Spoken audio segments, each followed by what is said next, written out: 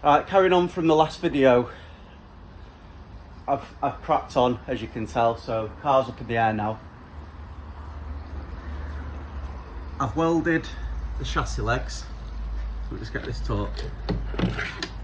From the top, that's the penetration going through. I still need to touch up a few holes that have blown as I did it, because I did turn it up a lot, because it's about a 10mm bead that I've put in there. So that's one leg there. Still need to weld the end, but now I've got it on the lift, I can get that welded. As you can see, I've got it ratchet strapped down, so I need to weld down there. This side's a bit easy to see because it's not got the leg in the way, but basically I need to weld around that. I'm going to take the bolts out and I'm just going to weld up the holes. Again, you can see there where I ran out of gas, and that's where that happened.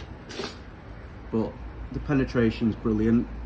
So all I'll do, I'll tidy up that chassis leg, grind back the welds, fill in the holes when we make the next piece.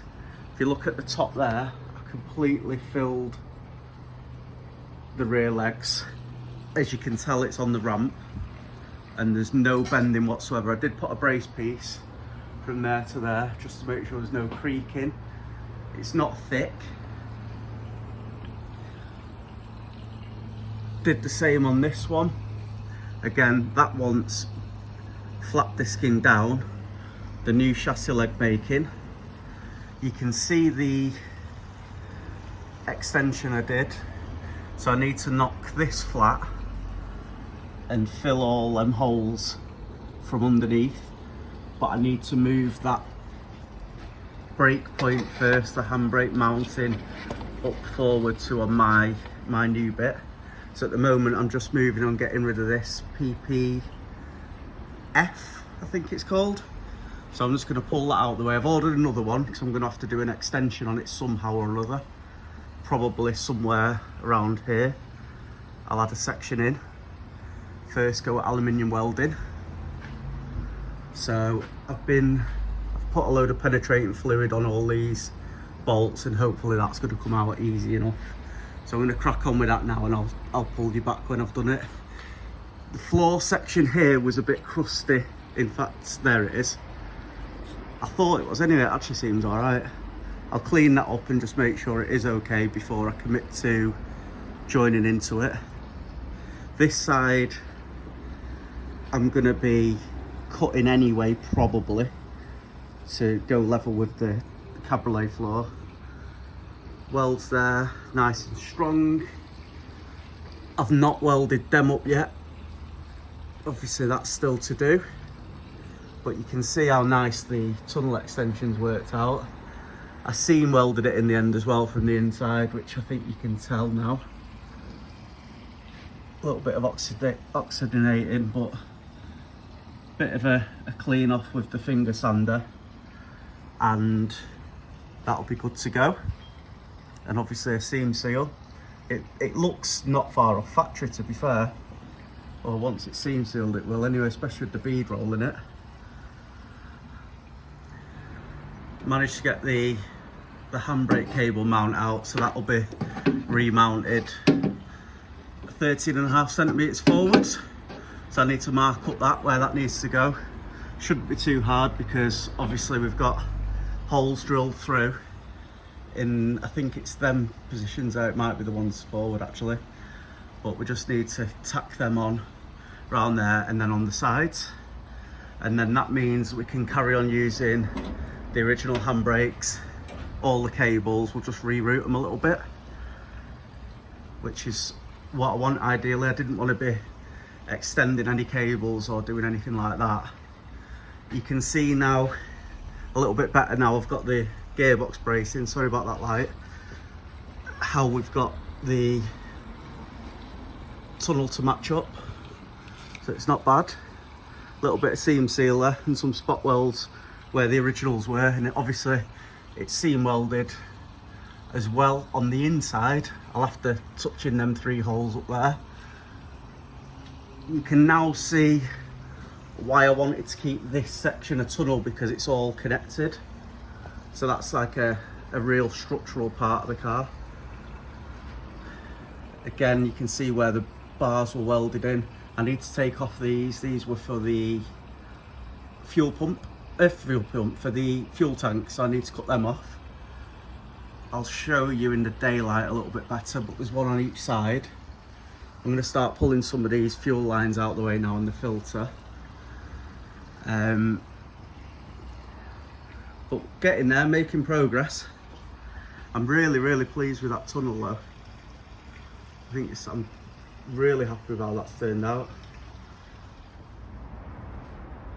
I've got an hour or so after work, so I've reconnected the cable to the handbrake, and I've set it quite loose.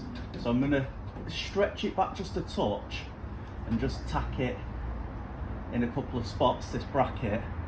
Then we'll try the handbrake, make sure it pulls up, which I'm assuming it will. So I've got loads of adjustment in it.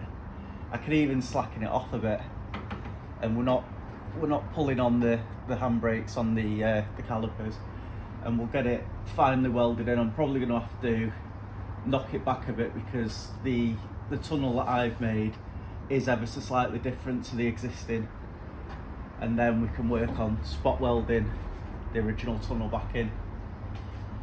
I can do this. I'm just going to have to look down and close my eyes, I think. Turn the welder on first.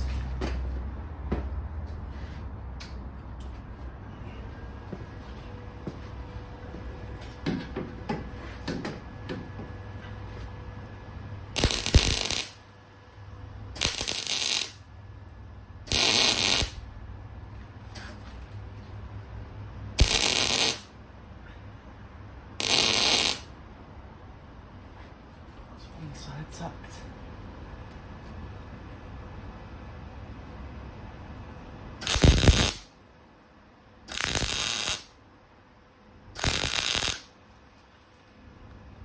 Right, so that's tacked in. I'll just get a couple more at the top, and then I'll knock it into shape a little bit, and we'll just make sure that it pulls. I think it will.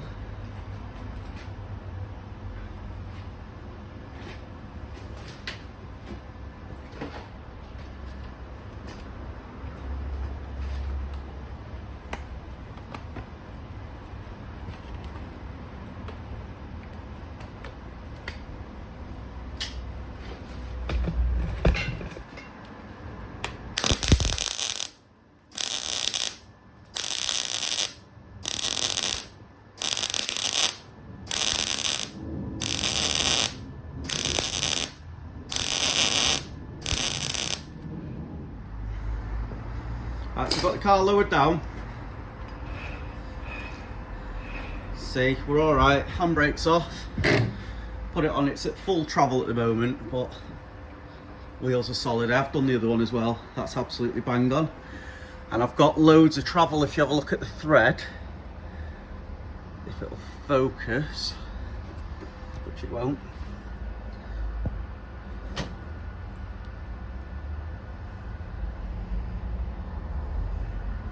Well, you can see from there to there is adjustment that's still within it. So what I'll do, I'll finish welding underneath there. Again, you can see here where the penetration is, where I've welded it on. So it's definitely not going to go anywhere. It's tilted slightly to the side because obviously the way the cable goes is from there to the centre. So I've just done it the way that it sort of feels best.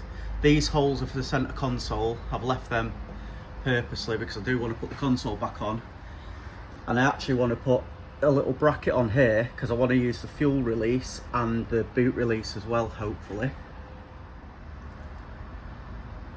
Gonna get rid of this heat shield as well because it's knackered, so I'll whip that off. I think I've made the decision as well on the sill side of it, so I reckon I'm going to get the Escort back. It's now Thursday. Escort's coming back hopefully on Saturday. But I think we're losing these sills. The research I've done, the way that the cabriolet sills are, that they're a lot thicker and they drop down a little bit further. So what I'm probably going to do is remake the cabriolet sills because I think they're a little bit rotten. But it's like a box section. And that way I can remake the floor from the leg right the way to the sill, all the way to the front. And this little bit of floor section here will hide the transition as well. So it'll just have a full brand new floor section from front to rear up to the chassis leg. And then on the other side, I'll renew it from somewhere like this bracket. So where that bracket is there, on both sides, which I think is underneath, I'm not sure, I'll have to measure it, but if I do my cut there, where it changes to the tunnel, you won't be able to see what I've done, and it'll just have a new rail at the back as well. So I think that's going to work really well. Now it's daylight, I can repair that chassis leg as well, because obviously when I was welding, the welder was a little bit too hot and I was blind on the angle I was at, so I need to fill that full of weld right up to the chassis leg, and there was a hole there already. So we'll get this bracket off and I'll weld that hole up. Alright, so I've just upside down, so it's not the neatest, or manipulated upside down anyway, done all the double spot welds to the new tunnel there. It's seam welded on the inside of the car, same with this one. That's spot welded on the inside and seam welded on the inside, so it just wants a seam seal there and a seam seal there, and obviously painting around these brackets. I'm going to have to just fill these in from the top where I've had to take out some spot welds, so I'll just tack them in and then linish them back on the inside. Just going to take that guard off now and then I can load the car back down again.